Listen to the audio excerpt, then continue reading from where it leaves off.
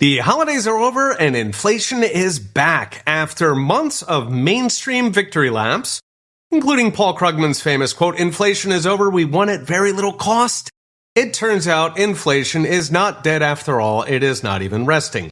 As my colleague EJ and Tony put it, inflation ripped the steak out of its chest and loosened a blood-chilling scream. So first the numbers. The Bureau of Labor Statistics, who lovingly handcrafts our alleged inflation numbers, put out fresh data for December, saying headline CPI went up at an annualized pace of 3.7%. That is a problem because it is almost 3 times higher than the previous month, the month that Paul Krugman was celebrating. Worse, the CPI is currently running almost double the pace of last December a year ago. So transitory is looking a lot longer than it used to. It's even worse on so-called core CPI, which strips out food and energy. That came in at an annualized 3.8%, about half a point higher than the previous month. And finally, so-called supercore inflation, which is not a joke. That is something the Fed pulled out of its hat to strip out housing costs. That one's doing even worse, hitting almost 5% annualized. I know that feeling when your fake statistics don't work out. The problem is none of this should be happening since we've just gone through the most savage Fed-induced credit strangle since the 1970s. In fact, in terms of money supply, how much confetti is in existence, it has been the worst Fed-induced credit strangle since the 1930s. So we've got the creeping recession to show for it, as everybody, including the Fed, expected, and yet inflation isn't just undead. It's positively rocking the graveyard. So what happened? 2 things. First, the federal government never actually cut spending.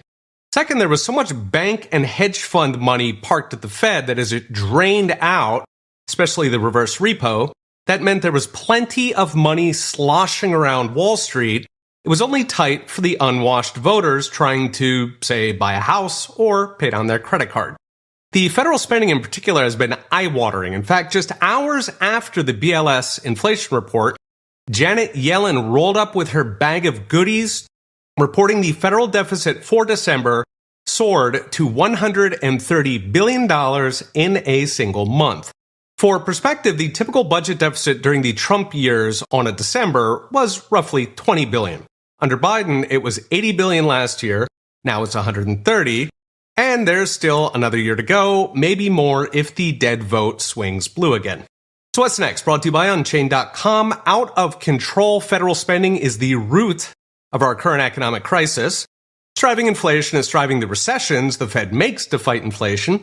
It's coming to tax the waitresses, and it is driving us to national insolvency. Of course, the Washington Uniparty is happy to watch it burn. We just got another installment of spinelessness from Speaker Johnson last week. So until we do get some testicular fortitude in Congress, we will keep replaying the 70s show. Inflation, recession, more joblessness. A new episode of the podcast just dropped. Give it a listen at peterstonge.com. Okay, we'll be watching. See you next time.